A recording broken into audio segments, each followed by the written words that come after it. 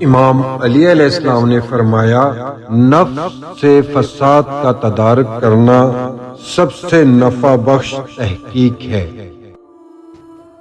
یعنی اپنے نفس، خواہشات، غصہ، لالچ، تکبر وغیرہ میں موجود برائیوں اور خرابیوں کو پہچان کر ان کو دور کرنا انسان کے لیے سب سے زیادہ فائدہ مند اور قیمتی کامیابی ہے۔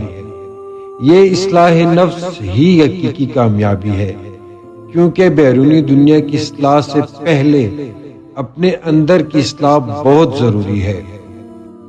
Noble saying of Imam Ali, peace be upon him, to remedy the corruption of one's soul is the most profitable of all endeavors.